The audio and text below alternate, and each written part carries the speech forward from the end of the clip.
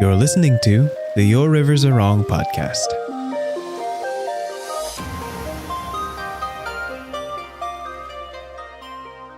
Good morning, everyone, or afternoon, or whatever time zone you're in, because we're an intergalactic podcast, I want to say. Welcome back to Your Rivers Are Wrong. I'm one of your hosts. My name is Merle. And I'm your other host. My name is Dante. Yeah. And in this podcast, we talk about a lot of things, but mostly the wonderful whimsies of world building, the arts and aesthetics of setting up a setting, and telling stories in that setting. And I think today we're already on episode 42, aren't we, Dante? That's exactly right. Yeah. Didn't I do that intro so smoothly? That was so good. Wasn't it great? I was so satisfied. Thank you so much. I was like, wait, what's my line? Learn from the best. You had to break it now. Yeah. Yeah, you kicked me in and I'm just like, wait. What do I say? You got to keep up, Dante. Got to keep up. We're evolving here. Oh, yeah. Oh, so good to be back. How you been, my friend? I've been good. For context for people listening, we're coming right off of New Year's weekend. That's right. Wow. Yeah. All the celebrations. Yeah, so many. I heard some wild bingo nights were going on at your place. Yeah. Shame I missed it, Yeah, just next time you can come across the waters. I'll come over. Yeah, I'll do like a digital one. Yeah. We'll Skype you into your digital own cards bingo sounds awful though. Like I'm sure it exists. Sure, in this day and age, I'm positive it exists. Sure. Yeah. My family's big on bingo nights on Christmas and New Year's, and we play for literal hours. So it's kind of intense. Nice. I love the dedication in there. Yeah. Did you also see fireworks and stuff? Like, how was the rest of your New Year's? Well, we have the fancy New Year's celebration in New York City. We have the ball drop, obviously, and then we have the fireworks somewhere else, and it's always exciting, but we don't usually have it in neighborhood because that's illegal. We can't do that anymore.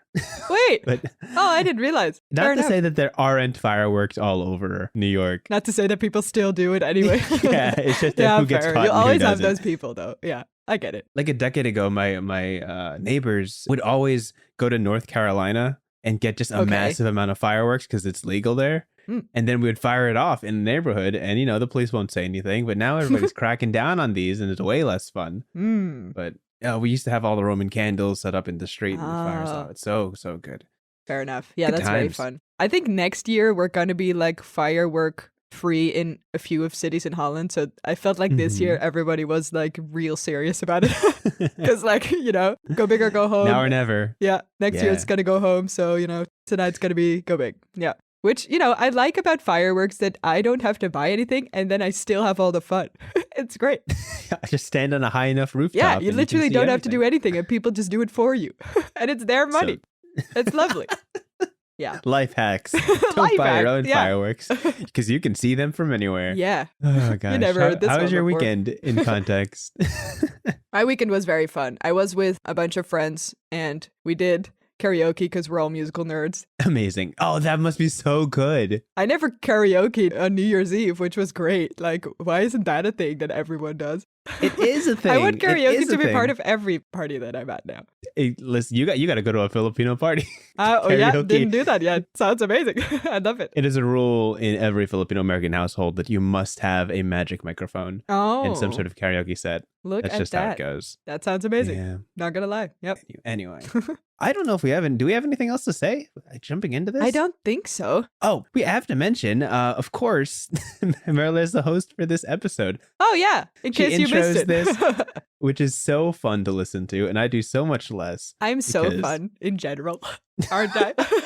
Let it be known. Yeah, just put on record. putting it out there. Merle is so fun. Yeah, but that's actually good to mention because in case you missed the announcement or the episode before this, we're switching hosts every now and then, and we're having a little bit of a different, slightly shorter format this season 4 already. Can't believe that. Yes, that's crazy. That's why you're listening to me talking about what bridge we're going to do for the new topic. Because it's happening. It's right now. You got to transition into your own words, which would be very exciting. That's confusing to my brain. But I'll try anyway. We'll workshop it. Yeah. We got this. I want to link this to the bingo story, but I can't find a way. I had a whole 5-minute bingo spiel before we started recording, so you guys missed most of it. And I'll bring it up if it's relevant and not a moment before. Fair enough. Okay, enough fun talk. Let's do some serious biz now. Okay. Since I'm the host of this episode, I'm also in charge of the topic that we're going to talk about today. I thought it would be fun to talk a little bit about immersive storytelling or immersion in general. Interesting. I think I came up with this or thought about this in general when I was watching the amazingly, wonderfully brilliant animated series Arcane on Netflix. I rewatched it recently, and then I watched like this, 6-part, half an hour each part documentary of the behind the scenes, which was equally amazing. And I forgot how many amazing, talented people there are in this world. And specifically, the little behind the scenes that they showed about the audio editing or the Foley recording and the music and stuff, I was really fascinated by, because they really explained the sort of layering of all the sound and stuff. And it was really cool. And it made me realize how many thought and effort goes into basically background, or basically not realizing that you're listening to things that are made from scratch, because animation isn't real, because you missed it. Everything that's in, the background, all the characters that you're seeing, all the colors, all the sounds that you hear, they have been purposefully made for the work. And, I'm talking about animation now, but this goes for many artworks or stories, And I think that's a very interesting quality to talk about a little bit, because it's pretty hard to do. And probably if you've done it the best way possible, you probably shouldn't even realize that it's there. You want it to sort of be part of the whole experience, which is why it is immersive in the first place. Yeah, and I think you can do that in a lot of different ways, in a lot of different mediums as well. Yeah, so I want to talk about it a little bit with you. Yeah, absolutely. Arcane, it's so good, and famously it's famously like a 6 to 7 year project before it was even like announced. This is a big, it was in big thing, for a very long time. And as someone familiar with the League of Legends like setting and lore and all of that, it is tremendously deep how much thought and effort they put into like just Piltover and Zaun in terms of the settings of Arcane is just 2 of like 12 other settings in this continent world, and they're all like not equally I guess, but they're all very, very, very deep in terms of like how many things are tied to them, all the stories. That's wild. So they certainly had a lot of stuff to work with in building Arcane and building out this world, but they did it so well to kind of just look into the background in any frame and see like 3 or 4 different things that define the city and make sure that the atmosphere is exactly right. Again, for context, like Piltover is this clean, technological, revolutionary city, very steampunk industrial, very futuristic in that moving towards progress is the whole theme. And then Zaun is the counterpoint to it, the city, basically the city underground or lower down. And they have like a chemtech, very like aggressive sort of style where like the strong survive, and therefore all the designs are jagged and dangerous and more experimental, and just the groundwork and what they put into making sure that you understand the context of these settings is so much, because every building, every person, how they're dressed, how they look, how they talk, all of that feeds into this same unified aesthetic. Yes. And in terms of immersion, what's so important about immersion is believing that this setting could be real and believing that you could walk and talk here. And everything moves towards the same purpose of being like, yes, this place exists. This is why this is this way. This is why this is this way. And it's like, oh, once you make those connections, it's like, oh, I see how this can be a real place. And that's really good. For a little bit of background information, this is in general already quite an interesting process of making an animation, because it started, as you already said, from a game, basically from League of Legends, which I'm not as familiar with, or actually not at all familiar with as you, I think. And even for me, this was already like a crazy immersive world, which is very good. Like, I don't need any background information to sort of dive into this and be completely surrounded by it. I also thought about another video essay that I've seen recently that talked about the realism in Studio Ghibli films as well. This was a video essay, Immersive Realism of Studio Ghibli, by Asher Ishbroker, I think is his name. I'm totally butchering that. And it really talked about this idea of how if you want to establish something such as a world or a character or, a location or something, really all the elements in there, like I think his example was if you see a literal establishing shot, so a wide shot of a bustling city, all the moving parts in it, like all the characters that are walking around, all the vehicles that you see, all the camera movement in general, the sounds you're hearing, etc., etc., etc. All those things need to have a purpose that we are not going to explore in this storyline because we're following somebody else, but they all need to feel like they have their own storyline. And you do that by intentionally thinking of where each character goes or what their life is or, why there is a statue on this corner of the street. All this stuff. I think the thought that goes into it is very necessary, but also pretty hard to do because that takes a lot of effort as well. Like you need to really think of where your priorities lie there. Right. And a lot of that, I think, in animation goes into movement, or when talking about the Arcane series, it made me realize how important sound is for that as well. Like the sort of reverb, I guess, that you get in a street versus in, a closed-off building or on a, a much softer environment, like a patch of grass or something. But if it's not there, you're going to miss it. And if it's there and done well, you're not going to realize, and it's going to, be part of the whole thing, which is a bittersweet job, I think. But yeah. Yeah, it's so hard because we are so hardwired to understand what is right and proper and correct. And when something is off, like as we talked about on the Uncanny Valley episode. Oh, yeah. When one thing is off, we notice subconsciously that something is strange, And it doesn't have to be a conversation. And most people don't point it out. They'll just simply have a feeling of unease when something is just incorrect, And in the question of immersion, obviously we're familiar with tabletop games and all of that. A lot of that is in theater of the mind, as in you just imagine it. To make sure that people are immersed, I always call back to the advice that you have to tap into all 5 senses. If you're describing a scene, yes, you don't just describe what they see because that's just at face value. You add a smell to the food nearby. You add a crackle to the fireplace. You add a sense of warmth and ambience. You make sure that they recognize that this is a proper setting that they can settle into and not just a picture frame that they're looking at. Yeah. When you establish that the world around them is a 3D, fully interactable space, it requires those descriptors that rely on not just one senses, but multiple, because at all points in the day, all throughout our lives, we're always using all 5 senses to understand the world. And to push somebody into that space is really important. That's why Foley is so important to all these settings, to hear the background, and even if it's not talking or speaking directly to you, or to see something that would be a pungent smell nearby. That's all visceral and subconscious. And once you click into that, you understand the setting much clearer. And Foley, just to explain it a little bit, is basically the background noise that you see on screen. So if someone steps through a hallway, you have to hear the footsteps echoing, because otherwise it feels hollow or off. A lot of times you shouldn't realize that it's there, and then it's probably done right. Yeah, that's right. Yeah. This also reminded me a little bit of something that I absolutely loved, which I think I learned or was taught in art history class in high school. There's basically one of the first big screen films, or one of the first films ever, where they placed a camera right next to, or on the side of a train platform where you see the train coming in. And then because the train is coming kind of towards the camera, and because the sound was there, people in this time when you've never seen a movie in your life, you're not used to big screen projections. You're not used to that realism that a photographic camera can tell you, This is where film and photography is very new still. So, you're used to paintings being the realistic thing in the world, or the thing that approaches realism as much as possible, etc. So when you then suddenly, as someone who's never seen a film in their life, are in a cinema looking at a screen with a pretty big train coming towards you, with the sound, a very aggressive sound, of course, of a train barreling into the station. Famously, the first people that saw this movie ran away from the theater because they were like, what the hell? What the hell? I'm gonna die here.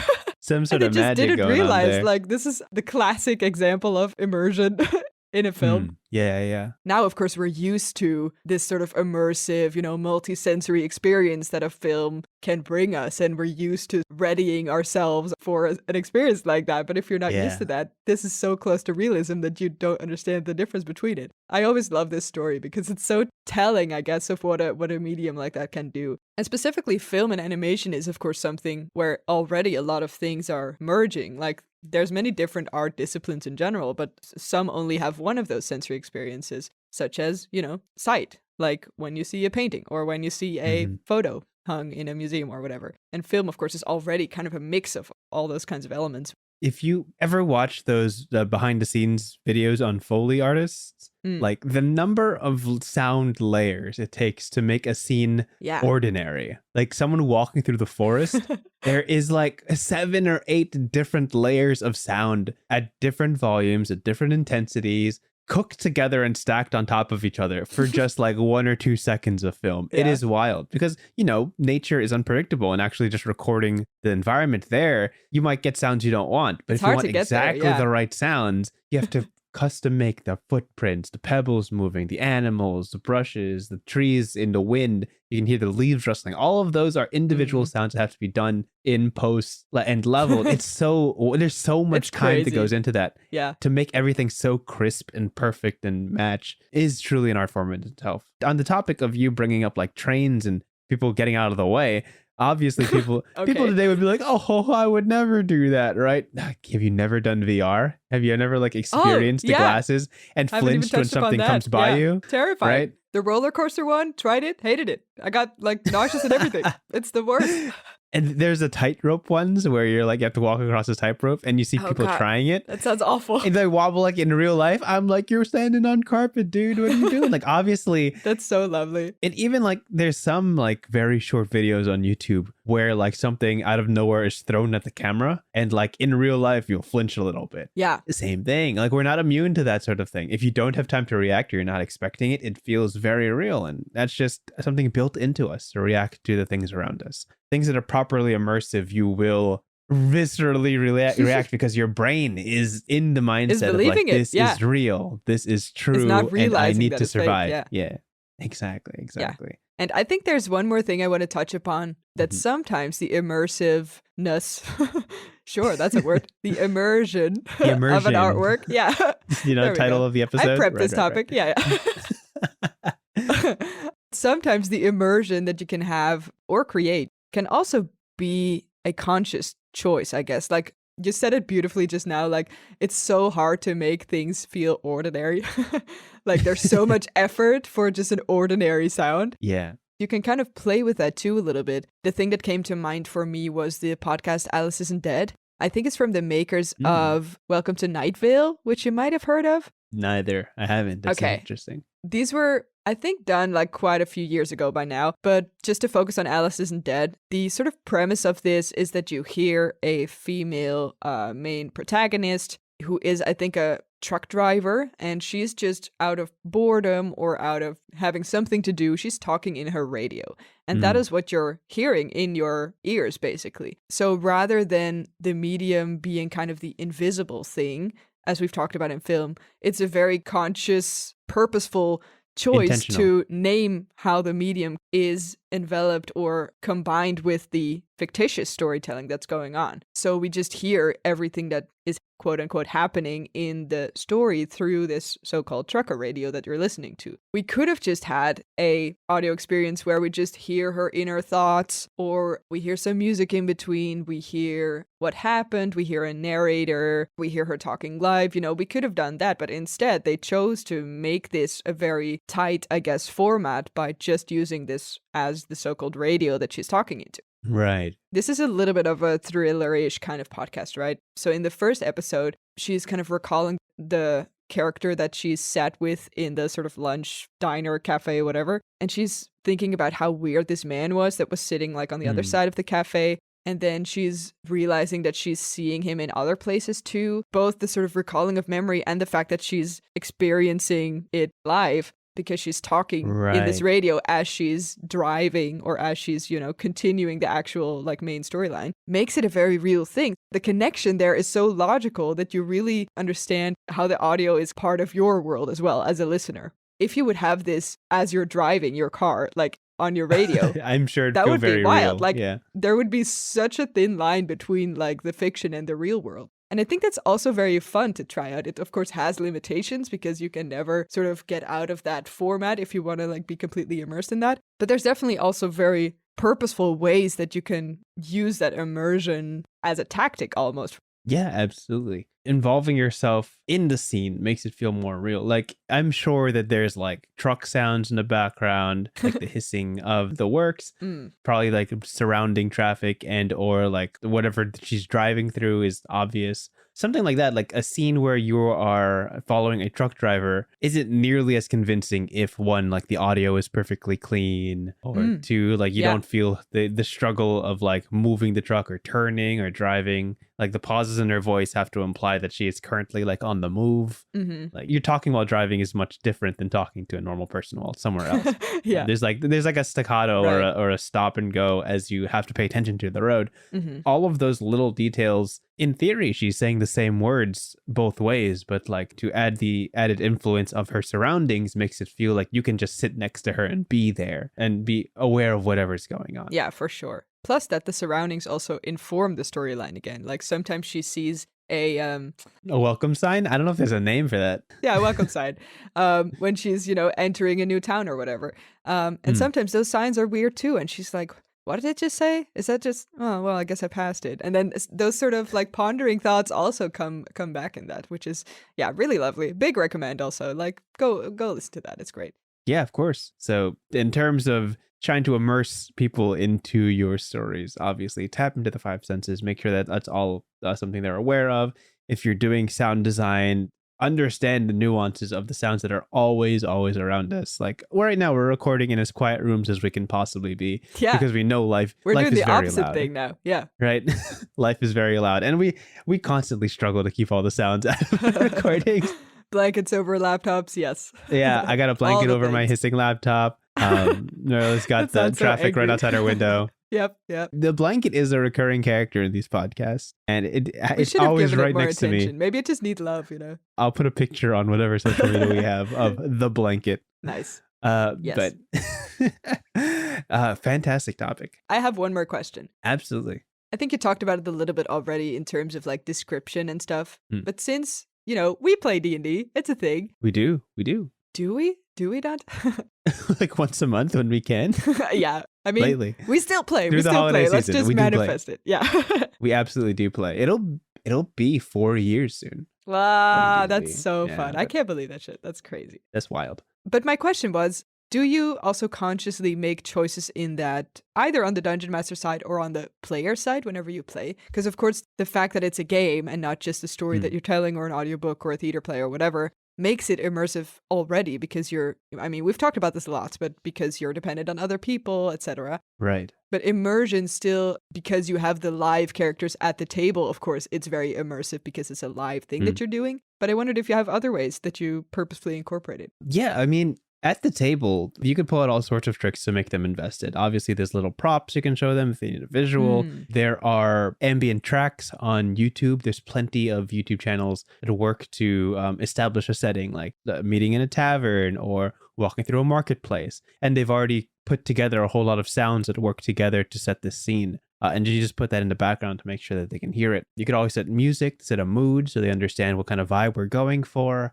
And it's always just so important to make sure that it's more than just a white room, right? If you want them to meet a certain character, describe the character, describe things about the character that they could ask about or interact with, like a funny hat or the way they're dressed or like a ring on their finger or something like that. Give them things to specifically point out that they would notice in real life. Like, what are the key details that you can interact with in the setting, just so that they have something to key off of. One of the most important things is to give them something that could interest them in the scene. So they're not just like, okay, what are we doing next? Who do we talk to? Well, obviously you talk to the wizard sitting down at the bar. Like he's clearly the most interesting thing. There's a wizard here. Hello.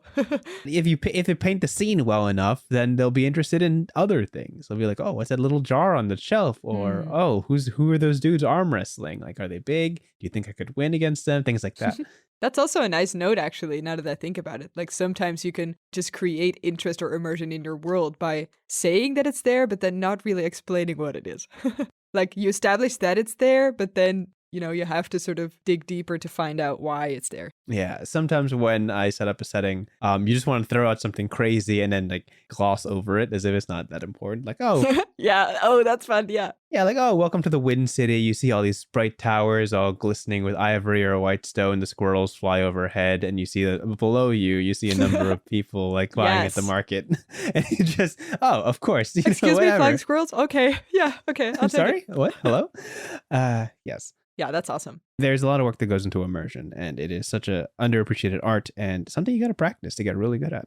So awesome. Good topic. Wonderful topic. Great. Thank you for bringing that. So many things are linking to this, actually. I didn't realize as I prepped, but that's really nice. What? Immersion is linking to everything? What are the odds? How come? Yeah. What an isolated topic that has nothing to do with anything else. Very, very specific. Yeah, totally not general at all.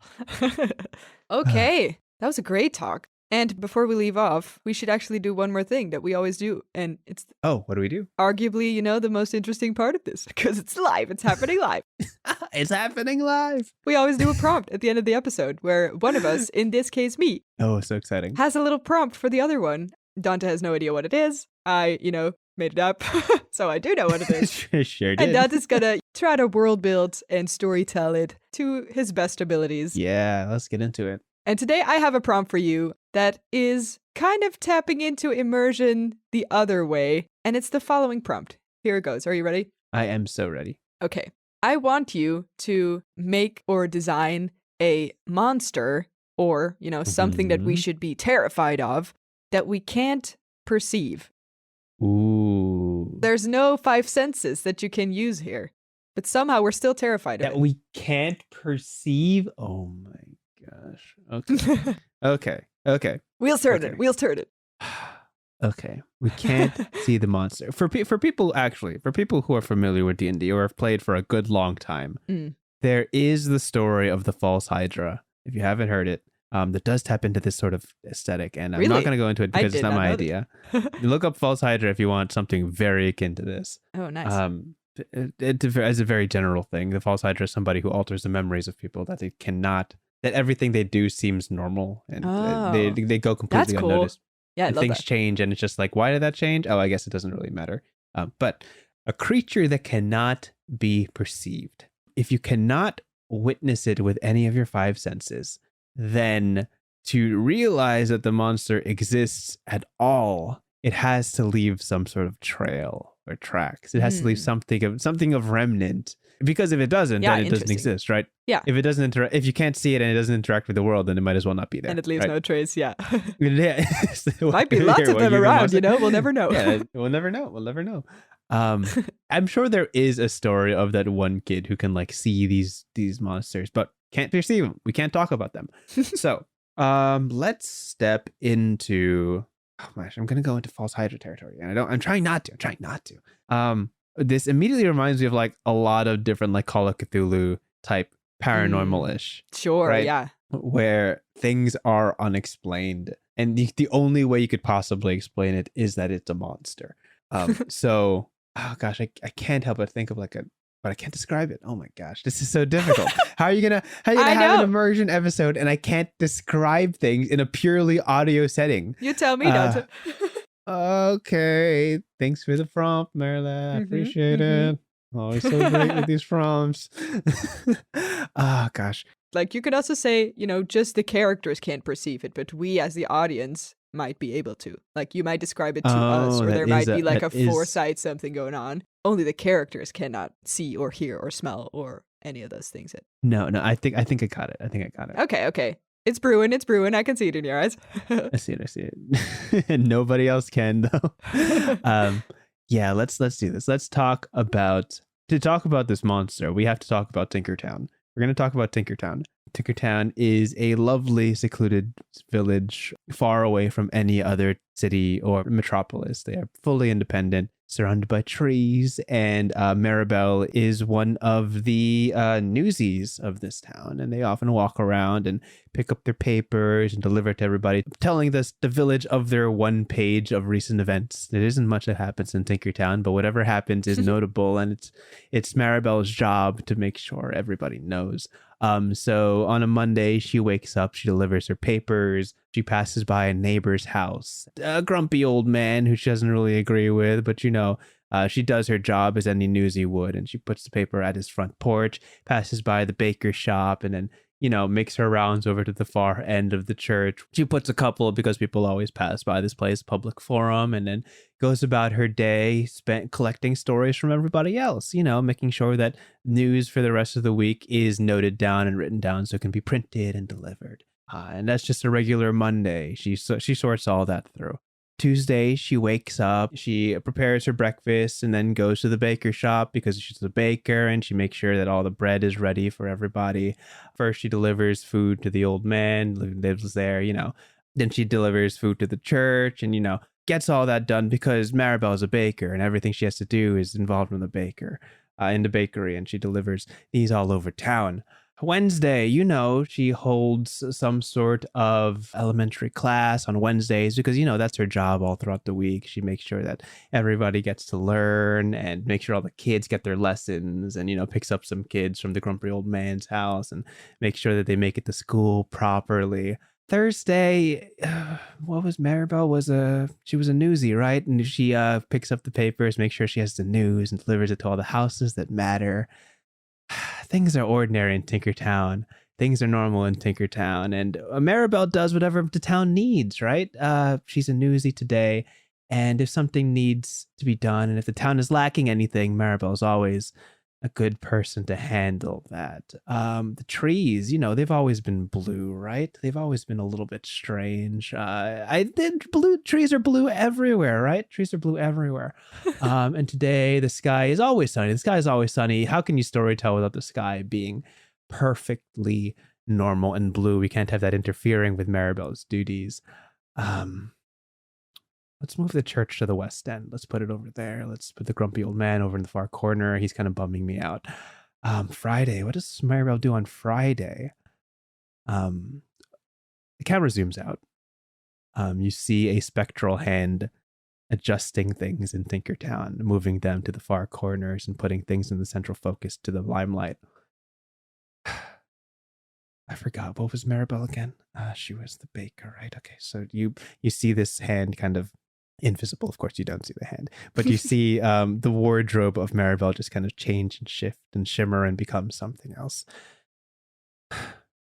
Maribel has to be the hero, right? How do I set up this story? And she kind of she stands completely blank-faced as her garb is changed once more. Details are added to her house. And you can see there is a history slowly being built out. You can see the mantle, the pictures being changed of the family that has since moved on from Tinkertown. No, I liked when she was a newsie. That ties her into everything. You see her wardrobe change once more. Okay. It's Friday, Maribel. Do your thing. And you see this, the camera zooms in once more. Maribel steps out of her house, off to do the job she always does, deliver the news to the world, unaware of the tinkerings and mechanisms behind the screen, making sure that her life is perfect for the story that needs to be told. How's that for an unperceivable monster? Wait, did you just meta this whole thing? How? Oh my god, that was great. You put me into the mind space of you were like, the I don't god know who controls how to do immersion. Oh, it's such a hard prompt. Oh, here's just an amazing fucking storytelling thing that I just made up in my brain. Oh my gosh. But don't we do that on the regular as I was so dungeon confused. masters? Yeah. Oh my god. We change the story as we see fit, and the characters we truly never are gods, know. Aren't we? We deities in our own comfortable chairs. Yeah, I was like, well, I change the stories of my characters every Tuesday. So and they never know the difference. They never know. I was talking about it with, I love it so much. Talking about it with our friend and D&D player DeForest, how in a kind of meta while we were all taking our bathroom breaks. How sometimes we'll just change the builds of our characters on a whim, and we rarely roleplay it. Like if my character changes from a barbarian to a fighter, they'll never know that they were anything before, right? Yeah. So like things change, like in Tinkertown, things change. The truly invisible force is the mechanics behind it all, I guess. Yeah. Yeah. Put it that way. God, that's wild.